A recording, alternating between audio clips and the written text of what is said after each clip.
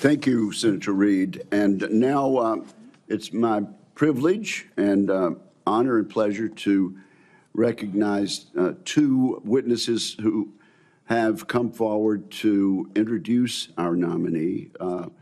First, I recognize my former colleague and former Senator Norm Coleman of Minnesota for the purpose of an introduction. Norm, we are glad to see you and glad to have you back, and you are recognized for an introduction. Thank you, Mr. Chairman, Ranking Member Reed, members of the committee, my former colleagues. I'm honored to introduce a son of Minnesota to you, Pete Hegseth. As a senator from Minnesota, I spent many hours with this young man as he walked the halls of Congress advocating on behalf of America's veterans. And he is young in the best sense of the word.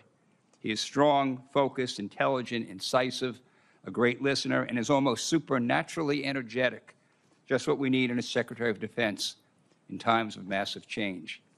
He is the real deal. F. Scott Fitzgerald was a writer in my city of St. Paul, and said the problem with America is that there are no second acts.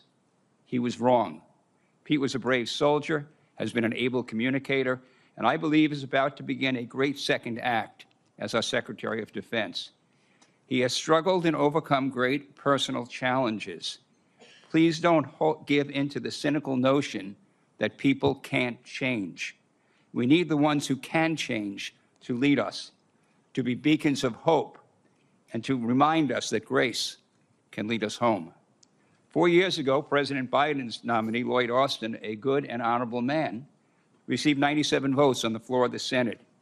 And we went through the debacle of the Afghanistan withdrawal. Putin invaded Ukraine. The Houthis endanger our shipping lanes. We witnessed Israeli miracles against America's enemies in the Middle East, where the United States was more of an impediment than a help. Our recruitment numbers have sunk dramatically, and our southern border has suffered a slow but dangerous invasion. Yes, Pete Hegseth is an out-of-the-box nominee, and I say it's high time to get out of the box. One more thought. The country longs for a government of less division and more respect and dignity. My hope is that this committee hearing provides what they are asking for. Disagree? Yes. Strongly if necessary. But then come together to support the nominee, this nominee, Pete Hegseth, of the one president we have at a time, laying aside partisan politics for the essential mission of national security upon which everything else depends. Mr. Chairman, I yield.